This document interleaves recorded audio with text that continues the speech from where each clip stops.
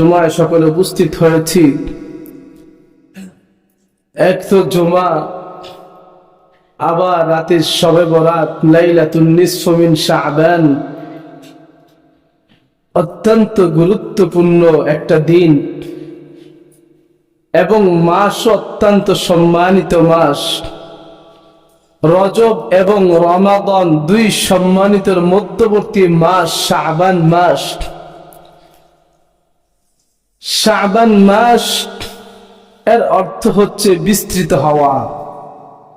এই মাসের মধ্যে আল্লাহ পাক পুরা গোটা জাতির উপরে, সমগ্র বিশ্ববাসীর উপরে আল্লাহ তাআলার রহমত বিস্তার করেন। সুবহানাল্লাহ। হাদিসের মধ্যে এসেছে, রাসূল করিম সাল্লাল্লাহু আলাইহি ওয়াসাল্লাম বলেন, ইন্নামা সুমিয়া শাবান লিআন্নাহু ইয়ানশাইবু লিরমাদান ফীহি খায়রুন কাসীর ওয়া ইন্নামা সুমিয়া রমাদান লিআন্নাহু ইয়ারমিজুজ জুনুদ। শাবানকে শাবান এই জন্য নামকরণ করা হয়েছে যে এই শাবান মাসের মধ্যে আল্লাহ তাআলা রমজানের জন্য অনেক কল্যাণ পূর্ণ নেক কাজ আল্লাহ তাআলা জমিনের মধ্যে প্রকাশ করেন। সুবহানাল্লাহ। আর রমজানকে এই জন্য রমজান নামকরণ করা হয়েছে লিআন্নাহু ইয়ারমিজুজ জুনুব, যে রমাদান মানুষের গুনাহগুলোকে জ্বালিয়ে দেয়। আগুন যেভাবে লাকড়িকে জেলে পুড়ে ছারকার করে দেয়, ঠিক রমাদান এমন একটা মাস যেই মাসের মধ্যে মানুষের গুনাহগুলা একেবারে পুড়ে ছারকার করে দেয়। সুবহানাল্লাহ। শাবান মাস অত্যন্ত গুরুত্বপূর্ণ মাস।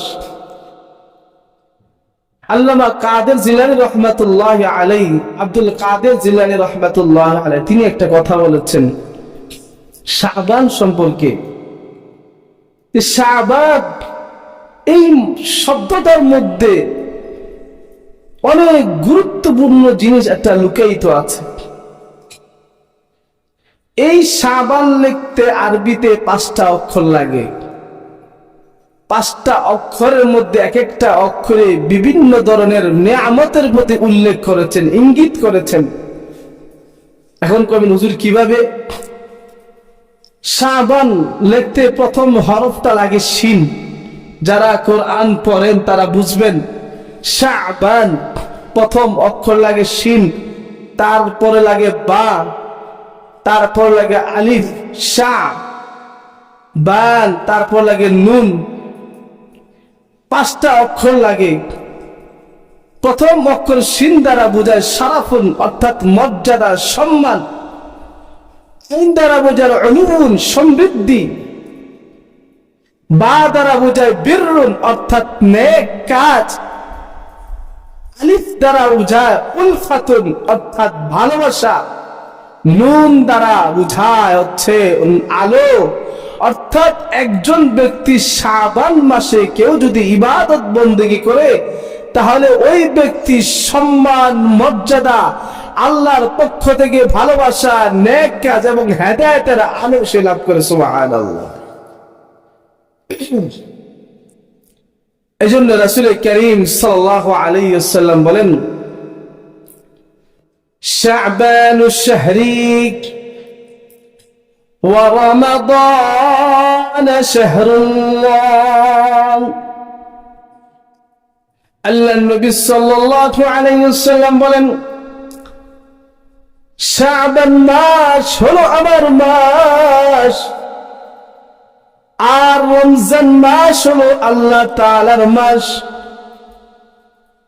আল্লাহ রাসূল সাল্লাল্লাহু আলাইহি ওয়াসাল্লাম এই শাবানকে নিজের দিকে নিসবত করছেন যে শাবান মাসটা আমার মাস। যখন কোন ব্যক্তির নিসবতটা যখন কোন সম্মানিত মানুষের দিকে চলে যায়, কোন একটা ব্যক্তির সম্পর্ক যখন সম্মানিত মানুষের সঙ্গে হয়ে যায়, তখন তার সম্পর্কটা সম্মানিত ব্যক্তির সাথে হওয়ার কারণে ওই ব্যক্তির মর্যাদাও বেড়ে যায়। বলেন না সুবহানাল্লাহ? মানে না, একজন মানুষ, সাধারণ মানুষ মনে করেন, তার পোশাক আদি যদি এমন হয় যে আলেমের সুরত যদি তার ভিতরে থাকে, সে জুব্বা গায়ে দেয়, মাথায় পাগড়ি লাগায়, টুপি লাগায়, হাতে তসবিহ রাখে, তো তাকে মানুষ রাস্তাঘাটে দেখলে আলেমকে যেভাবে মর্যাদা করে সম্মান দেয়, তাকেও ঠিক হুবহুব মানুষ তাকে ওই মর্যাদা, ওই ভক্তির সাথে তাকে সালাম দেয়। দেয় কি দেয় না? এখন এই ব্যক্তি কি আলেম হয়ে গেছে আসলে? বলে না, আলেম কি আসলে হয়ে গেছে? না পোশাকে আলেম হয়েছে, পোশাকে আলেম হয়ে গেছে। অর্থাৎ উলামায়ে কেরাম যেটা সরব, ওই সরবটা সে ধারণ করেছে, এই জন্য মানুষ তাকে সম্মান দেওয়া শুরু করেছে। আল্লাহ রাসূলের একজন গোলাম ছিলেন যায়েদ ইবনে হারিস রাদিয়াল্লাহু তাআলা আনহু। সে একজন গোলাম ছিল, কিন্তু তার গোলামের সম্বন্ধটা রাসূল সাল্লাল্লাহু আলাইহি ওয়াসাল্লামের সাথে যখন নিসবত হয়ে গেছে, আল্লাহ রাসূলের গোলাম, তার গোলামিরা যখন আল্লাহ রাসূলের সাথে সম্পৃক্ত হয়ে গেছে, এই সম্পর্ক হওয়ার কারণে একজন গোলাম হওয়া সত্ত্বেও তার সম্মান মর্যাদা পৃথিবীর রাজা বাদশাহ কোটিপতির চাইতে বেশি হয়ে গেছে। বলেন সুবহানাল্লাহ। পৃথিবীর মধ্যে অনেক মসজিদ আছে, মসজিদ কোটি কোটি মসজিদ হবে, একটা মসজিদ, যে মসজিদের সম্পর্কটা সরাসরি নবীর সাথে সম্পর্ক হয়ে গেছে, বলেন তো এই মসজিদের নাম কি? মসজিদে নববী। আমাদের নাসির ভাই বলে ফেলছে, মসজিদে নববী। পৃথিবীর মধ্যে কোটি কোটি মসজিদ, কিন্তু ওই মসজিদ নবীর সাথে সম্পৃক্ত হওয়ার কারণে সাধারণ অন্যান্য মসজিদের মধ্যে এক রাকাত নামাজ আদায় করলে যে পরিমাণ সওয়াব হয়, মসজিদের নববীর ভিতরে কোনো ব্যক্তি যদি এক রাকাত নামাজ আদায় করে, তাহলে আল্লাহ পাক ওই ব্যক্তিকে 1000 কোন রায়াতে আসেছেন 50,000 রাকাতের সওয়াব আল্লাহ তাআলা দান করেন। সুবহানাল্লাহ। এটা কি জন্য হয়েছে? নিসবত, সম্পর্ক হওয়ার কারণে। আল্লাহ রাসূলের সাথে সম্পর্ক হয়ে গেছে মসজিদে নববী। আল্লাহ পাক আমাদের সকলকে ওই মসজিদে গিয়ে নামাজ আদায় করার তৌফিক দান করুক। আল্লাহুম্মা আমিন। আল্লাহ পাক যেন আমাদের সকলকে মৃত্যুর আগে, কাফরের কাপড় পরানোর আগে, আল্লাহ পাক আমাদের সকলকে যেন ইহরামের কাপড় পরার তৌফিক দান করুন। আল্লাহুম্মা আমিন। আমার খুব ইচ্ছা, আল্লাহ পাক যদি কবুল করেন, ইনশাআল্লাহ যাওয়ার খুব ইচ্ছা আছে। যাক মুহতারাম হাজির, যেটা বলতেছিলাম যে এই শাবান মাস আল্লাহ রাসূল সাল্লাল্লাহু আলাইহি ওয়াসাল্লাম নিজের সাথে সম্পর্ক করে নিয়েছেন যে শাবান শাহরি, এই মাসটা হলো আমার মাস, আর রমজান মাস হলো আল্লাহর মাস। হাদিসের মধ্যে এসেছে আল্লাহ রাসূল সাল্লাল্লাহু আলাইহি ওয়াসাল্লাম যেমন সমস্ত নবীদের থেকে শ্রেষ্ঠ, ঠিক তেমনি ভাবে শাবান মাস হলো রমজানের পর সমস্ত মাসের থেকে শ্রেষ্ঠ। সুবহানাল্লাহ। আল্লাহ রাসূল সাল্লাল্লাহু আলাইহি ওয়াসাল্লাম এই মাস আসলেই বেশি বেশি ইবাদত বন্দেগী করতেন। সাহাবায়ে কেরাম এই মাস যখন আসতেন, হযরত আনাস ইবনে মালিক রাদিয়াল্লাহু তাআলা আনহু বর্ণনা করেন, শাবান মাস আসলে সাহাবায়ে কেরাম আমলের জন্য নেমে যেতেন। শাবান মাস আসলে সাহাবায়ে কেরাম কোরআন তেলাওয়াতে মশগুল হয়ে যেতেন, রমজানের প্রস্তুতি শুরু করে দিতেন। যারা কাজী ছিল, বিচারক ছিল এই জামানায়, কাজীরা কয়েদিদেরকে, অপরাধীদেরকে ডেকে এনে হয়তো শাস্তির ব্যবস্থা করে দিতেন, না হয় মুক্তির ফায়সালা তার জন্য করে দিতেন। যে শাবান মাস চলে এসেছে, রমজান মাস অতি সন্নিকটে, অপরাধ করেছে, হয়তো একদিন হয়তো মুক্তি পাবে, না হয় জেলখানার মধ্যে থাকবে। এই জন্য কাজীরা তাদের ঝামেলা থেকে মুক্ত হয়ে যেতেন, কয়েদিদেরকে ডেকে এনে রমজানের জন্য তাদেরকে মুক্তি দিয়ে দিতেন, অন্যথায় তাদের যে বিচার যেটা ধার্য এটাকে তাদের জন্য নির্ধারণ করে দিতেন। আর আমাদের মাস, আমাদের দেশের পৃথিবীর রাজা বাদশারা রমজান মাস আসলে উলামায়ে কেরামদের গ্রেফতার করে কি করে না? ইফতারের সময় গিয়ে হাতের মধ্যে হ্যান্ডকাপ লাগায়। এরা জানে উলামায়ে কেরামকে রমজানের মধ্যে মদের আড্ডায় পাওয়া যাবে না, হিন্দি সিনেমা এদেরকে পাওয়া যাবে না, নর্তকীর জায়গা তাদেরকে পাওয়া যাবে না। ইফতারের সময় হয়েছে, তার ইফতার করবে বাসায়, ইফতারের সময় হাতে খেজুর নিছে, এই মুহূর্তে গিয়ে হাতের মধ্যে হ্যান্ডকাপ, পুলিশ হাজির। সেহরির সময় হয়েছে, 21 সালে এমন দৃষ্টান্ত বহু দেখা গেছে। এক আলেম সেহরি খেতে বসেছে, সেহরির সময়টা তাহাজ্জুদের নামাজ আদায় করেছে, পানি নিছে, এই মুহূর্তে পুলিশ আইসা টপলো, হুজুর আপনি আমাদের সাথে চলতে হবে।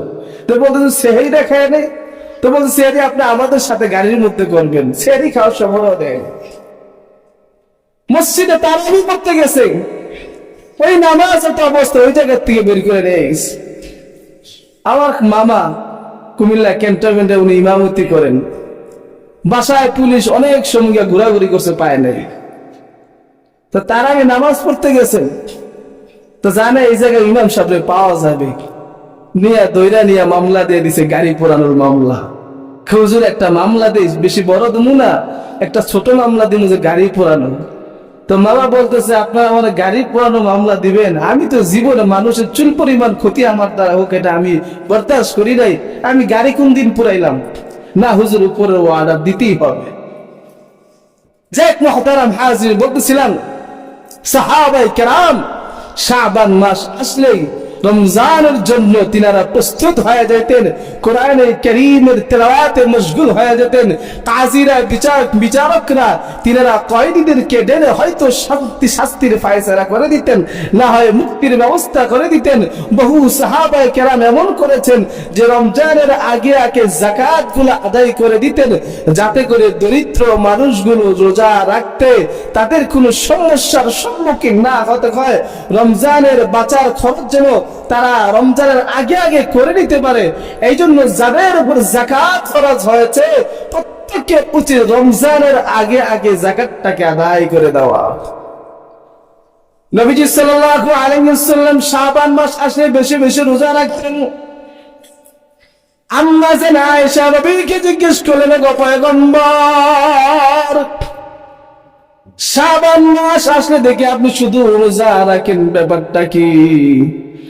আল্লাহর নবী আম্মা জান আয়েশাকে বলেন, ও আয়েশা, শাবান মাস আসলে এই জন্য আমি রোজা রাখি কারণ শাবান মাসের সমস্ত আমলনামা, মানুষের সব আমলনামাগুলো আল্লাহ তাআলার কাছে জমা হয়, এবং এই মাসের মধ্যে কোন শিশুরা দুনিয়ার মধ্যে আসবে, কে জন্মগ্রহণ করবে, কে মৃত্যুবরণ করবে, এরকম একটা লিস্ট আজরাইলের কাছে দেওয়া হয়।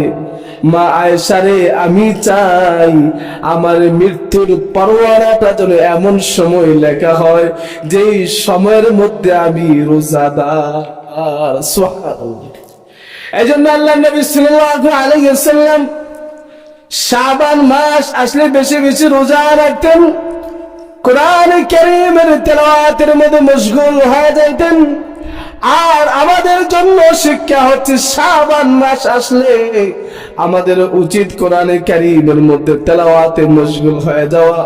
রমজান মাস আসতেছে, রমজানের মধ্যে যেন এমন কাজকর্ম আমাদের দ্বারা না হয় যে রমজানে কাজ করতে গিয়ে রমজানের হক আমাদের দ্বারা আদায় হয় না। দুনিয়ার মুসলমান, দুনিয়া চলে যাবেন, আমাদের জীবন থেকে আমাদের দিনগুলো চলে যাবে। গতকাল চলে গেছে, আজকেও দিনটা চলে যাবে, আগামী দিন আমরা বেঁচে থাকবো কি থাকবো এর কোনো গ্যারান্টি নাই, ভবিষ্যতের কোনো গ্যারান্টি নাই। একটা মানুষের 1 মিনিটের ভরসা নাই। এই জন্য নবী সাল্লাল্লাহু আলাইহি ওয়াসাল্লাম বলেন, ইগতানিম খামসান ক্বাবলা খামসিন, ও মুসলমানেরা তোমরা 5টা জিনিসকে, 5টা নিয়ামতকে, 5টা নিয়ামত চলে যাওয়ার আগে থাকতে তোমরা গনিমত মনে করো। 1 নম্বর গনিমত মনে করেছেন হায়াতাকা ক্বাবলা মাউতিক। ও মুসলমান, তোমার জীবন অনেক বড় নিয়ামত। এই জীবনের মূল্যটা তুমি মরার আগে তুমি জীবনটাকে গনিমত মনে করো, কারণ জীবন থেকে একবার সুবহানাল্লাহ পড়বা, তোমার নামে আল্লাহ তাআলা জান্নাতের মধ্যে গাছ লাগাই দিবে। এই জন্য আল্লাহ নবী সাল্লাল্লাহু আলাইহি ওয়াসাল্লাম বলেন, জীবন থাকতে জীবনের মূল্যায়ন করো। আপনি রিকশা চালাচ্ছেন, ওই সময় যদি একবার সুবহানাল্লাহ বলেন, তাহলে আল্লাহ তাআলা আপনার জন্য জান্নাতের মধ্যে গাছ লাগাই দিবে। আল্লাহু আকবার বলেন, তাসবিহ তাহলিল করেন, আপনার রিকশা চালান কি বন্ধ হবে? বন্ধ হবে না। দোকানদারি করতেছেন, তাসবিহ একটা হাতে নিয়ে জিকির আজকার করা শুরু করে দেন। ওয়াসাব্বিহু বুকরাতাও ওয়া আসীলা, আল্লাহ তাআলা বলেন তোমরা সকাল সন্ধ্যা আল্লাহ তাআলার জিকির আজকার করো, তাসবিহ তাহলিল পাঠ করো। আমরা তো মনে করি যে সব রাতে শুধু খালি আল্লাহ তাআলার কাছে আমল নামাগুলো বাজেট হয়, আল্লাহ তাআলার কাছে আমল নামাগুলো পৌঁছায়। আসলে বিষয়টা এমন নয়। আল্লাহ তাআলার কাছে আমল নামা পৌঁছানো বা পেশ করার তিনটা ধাপে হয়। একটা তো হচ্ছে সকাল বিকাল, প্রতিনিয়ত সকাল বিকাল হয়। এই জন্য আল্লাহ পাক কোরআন কারীমে বলেন, সাব্বিহু বুকরাতা ওয়া আসীলা, সকালে এবং সন্ধ্যায় তোমরা আল্লাহ তাআলার তাসবিহ পাঠ করো। দ্বিতীয় আরেকটা সোমবার এবং বৃহস্পতিবারে, এই জন্য নবীজি সাল্লাল্লাহু আলাইহি ওয়াসাল্লাম সোমবার এবং বৃহস্পতিবারে রোজা রাখতেন।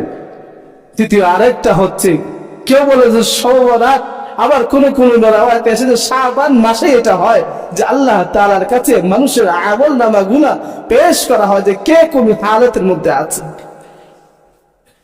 এজন্য আল্লাহ বলেন, দামিন খামসান ক্বাবলা খামসিন, জীবনের মূল্যায়ন করো, জীবন থাকতে জীবনের মূল্যায়ন করো। একজন মানুষ মৃত্যুবরণ করেছে, আর সে যদি কবরের মধ্যে গিয়া যে 1000 রাকাত নামাজ আদায় করে, হাজার হাজার খতম যদি তেলাওয়াত করে, তারপরে কোনো লাভ হবে? কোনো লাভ হবে না। একটা ঘটনা কিতাবের মধ্যে এসেছে, ওয়ালাউ কানা দাঈফান, যদিও ঘটনাটা দুর্বল, যে এক ব্যক্তি মারা গেছে, তো মারা যাওয়ার পরে ওই ব্যক্তি গুরুস্থান দিয়ে যাইতেছে, তো অনেক সময় কবরে ফুকফকর দিয়ে মানুষ দেখা যায়, লাশ দেখা যায়। তো ওই ব্যক্তি দেখতেছে ঘটনা আসছে এমন যে একটা মানুষ কবরের মধ্যে বসে বসে কোরআনের খতম করতেছে। তো জীবিত ব্যক্তি জিজ্ঞেস করতেছে, আপনি কোরআনের খতম কত খতম আপনি করেছেন? তো বলতেছে, আমি এখানে বৈশা বৈশা কবরে বৈশা 1000 খতম পড়ছি। 1000 খতমের কথা শুনে সে বলছে সুবহানাল্লাহ। তো মৃত ব্যক্তি বলতেছে, তুমি যে সুবহানাল্লাহ পড়ছো, আমার কোরআনের খতম কথা হই না, তোমার একবার সুবহানাল্লাহ বলার যে পরিমাণ সওয়াব আল্লাহ দিবেন, আমার 1000 খতমের সওয়াব এই পরিমাণ দিবেন আল্লাহ। তো জীবনের মূল্য, মা বোনের রুটি বানাবে, সুবহানাল্লাহ পড়বে, আল্লাহ তাআলা জান্নাতে গাছ লাগাবে। আমরা দোকানদারি করবো, সুবহানাল্লাহ পড়বো, আল্লাহ জান্নাতে গাছ লাগাবে। যে যে কর্ম করেন সুবহানাল্লাহ পড়বে, জিকির আজকার করুন, জান্নাত আল্লাহ তাআলা আপনার জন্য সাজাবে। এজন্য আল্লাহ নবী বলেন, ইগতানিম খামসান ক্বাবলা খামসিন, হায়াতাকা ক্বাবলা মাউতিক, মরণের পূর্বে জীবনকে মূল্যায়ন করো। শাবাবাকা ক্বাবলা হারবিক, এবং যৌবন যাওয়ার আগে, বৃদ্ধ হওয়ার আগে আগে তোমরা যৌবনকে তোমরা গনিমত মনে করো। যৌবন কাল, আমাদের থেকে যৌবন যখন বিদায় নিয়ে যাবে, তখন মনে যাবে, আহা আজকে শরীরে যদি শক্তি থাকতো, সওরাত আসছে, মসজিদে গিয়ে নামাজ আদায় করতাম, সারাদিন বসে বসে 5 ওয়াক্ত নামাজ আদায় করতে হয়। আজকে যে শরীরটা যদি ভালো থাকতো, তাহলে এই দ্বীনি কাজটাকে আঞ্জাম দিতাম। কারণ যৌবনের মধ্যে মানুষের মধ্যে একটা মেজাজ থাকে, গরমী মেজাজ, ছিঁড়ে ফেরে খেয়ে ফেলার উচ্ছ্বাস একটা মেজাজ থাকে। ওই মেজাজে ওই সময় যদি কোনো ব্যক্তি আল্লাহ তাআলার ইবাদতে কাটাই দেয়, তার যৌবনটাকে আল্লাহ তাআলার ইবাদতে কাটাই দেয়।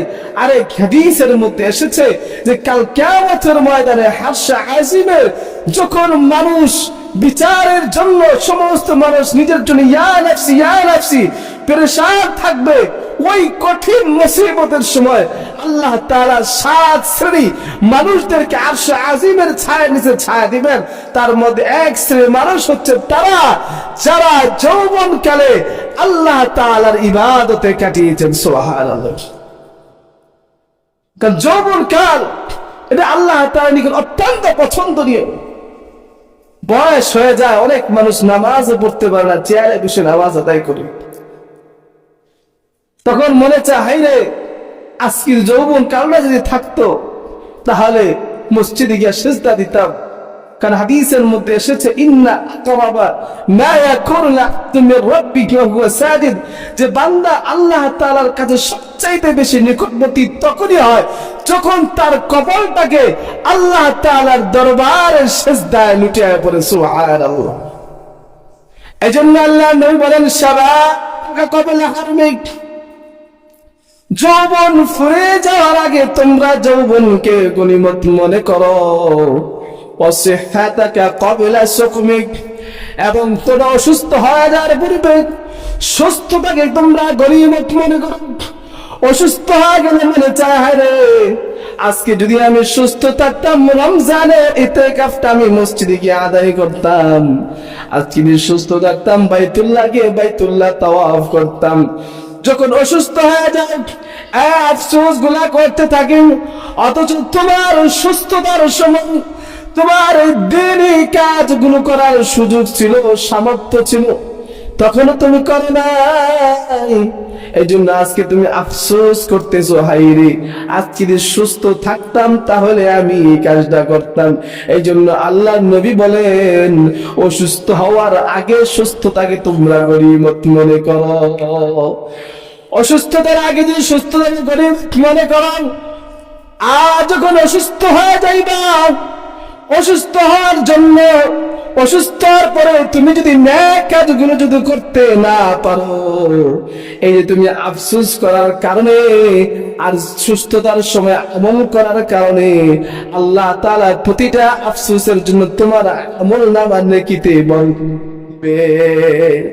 এই জন্য সুস্থতার সময় আল্লাহ তাআলার ইবাদত বন্দেগী যতটুকু আমাদের জন্য করা দরকার ততটুকু করতে হবে। আর অসুস্থ হওয়ার পরে আফসোস করি, হায়রে, আজকে সুস্থ হইতাম তাহলে মসজিদে গিয়ে নামাজ আদায় করতাম, আর আপনি সুস্থতার সময় ঠিকই মসজিদে এসে নামাজ আদায় করতেন, তাহলে আল্লাহ তাআলা আফসোসের বিনিময়ে সওয়াব দান করবেন। সুবহানাল্লাহ। আরেকটা কথা বলেছেন, ইগতানিম খামসান ক্বাবলা খামসিন, 5টা নিয়ামত যাওয়ার আগে 5 নিয়ামতকে গনিমত মনে করো। তার মধ্যে একটা হচ্ছে ফারাগাকা ক্বাবলা শুগলিক, তোমরা ব্যস্ত হওয়ার আগে তোমরা সুযোগ কাজগুলাকে তোমরা গনিমত মনে করো। অনেক সময় ব্যস্ত হয়ে যায়, কাজ কর্মে ব্যস্ত হয়ে যায়, তখন মনের মধ্যে আফসোস আছে, যদি সপ্তাহে একটা দিন যদি সময় পাইতাম তাহলে প্রতিদিন প্রতি সপ্তাহে 1 পারা করে কোরআন কারিমে তেলাওয়াত করতাম, যদি সপ্তাহে একদিন সময় পাইতাম তাহলে মাহফিল ওয়াজে যাইতাম। অথচ তার এই ব্যস্ততা এক সময় ছিল, থাকা সত্ত্বেও কোরআনের কারিমের পিছনে সময় দেয় নাই, দিনই কাজের পিছনে সময় দেয় নাই। এই জন্য আল্লাহ নবী বলেন, ফারাগাকা ক্বাবলা শুগলিক, ব্যস্ত হওয়ার আগে তোমরা সুযোগ ফারেগিন সময়টাকে তোমরা গনিমত মনে করো। 5 নম্বর বলেছেন, ওয়া গিনাকা ক্বাবলা ফাকরিক, দরিদ্র হওয়ার পূর্বে সচ্ছলতাকে তোমরা গনিমত মনে করো। অনেক সময় এমন হয়, হায়রে, আজকে যদি টাকা পয়সা থাকতো তাহলে এই ভিক্ষুকটার আমি আমার কাছ থেকে তাড়াই দিতাম না। আরে, আজকে যদি পয়সা থাকতো মসজিদের এই কাজটা প্রয়োজন, মসজিদের একটা ফ্যানের প্রয়োজন, মসজিদের ইটের প্রয়োজন, বালুর প্রয়োজন, এই সব কিছু আমি দিয়া দিতাম।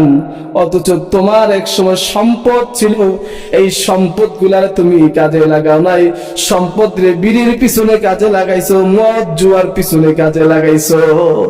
এই জন্য আল্লাহ নবী বলেন, এগুলো চলে যাওয়ার আগে আগে তোমরা এই নিয়ামত গুলাকে গনিমত মনে করো। যখন যদি চলে যায় আর অক্ষমতার কারণে করতে না পারো, আফসোস করার কারণেও আল্লাহ তাআলা সওয়াব দিন। সুবহানাল্লাহ। যদি এগুলাকে গনিমত না মনে করো, নিয়ামত গুলাকে গনিমত না মনে করো, তখন আফসোস করলে আর কোনো কাজে আসবে না। এজন্য মুহতারাম হাজিরিন, আজকের দিনটা খুবই গুরুত্বপূর্ণ দিন। শাবান মাস খুবই মর্যাদাপূর্ণ মাস। আল্লাহ তাআলা আমাদেরকে চাইতো আজকে যেহেতু শবে বরাত, আমরা ইনশাআল্লাহ এশার নামাজ আগে পরে এই বিষয়ে শবে বরাত সম্পর্কে কিছু আলোচনা আমরা শুনবো। তবে এই রাত্রটা খুবই গুরুত্বপূর্ণ রাত্র। একটা হাদিস বলে আমি শেষ করে দিচ্ছি। আব্দুল কাদের জিলানী রাহমাতুল্লাহি আলাইহি তিনি বলেছেন যে মুসলমানদের জন্য দুইটা ঈদ হয়, ঈদুল ফিতর এবং ঈদুল আজহা। মুসলমানদের দুইটা ঈদ হয়, তো দিনের ভিতরে হয় যেহেতু রাতের বেলা আমাদের ঘুমানো হয়। ওয়াজআলনা লাইলা লিবাসা, রাত্রিকে বিশ্রামের জন্য আল্লাহ তাআলা তৈরি করেছেন। আর রাতের বেলা ফেরেশতাদের ঈদ হয়, আর সে ঈদ হয় শবে বরাতে এবং শবে কদরে। সুবহানাল্লাহ। আকাশের মধ্যে দুই রাতে আল্লাহ তাআলা ঈদ দিয়ে দেন তাদের জন্য। ফেরেশতারা আনন্দ উল্লাস করতে থাকেন এই দুই রাতের মধ্যে। আল্লাহ পাক চায় ইনশাআল্লাহ আমরা সকলে নিয়ত করি এই রাত্রটাকে গনিমত মনে করে আমলের সাথে আফিয়াতের সাথে কাটাবো। আলহামদুলিল্লাহ।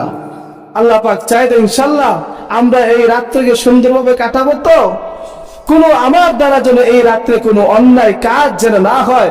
এই রাত্রে খাস দিলে তওবা করব।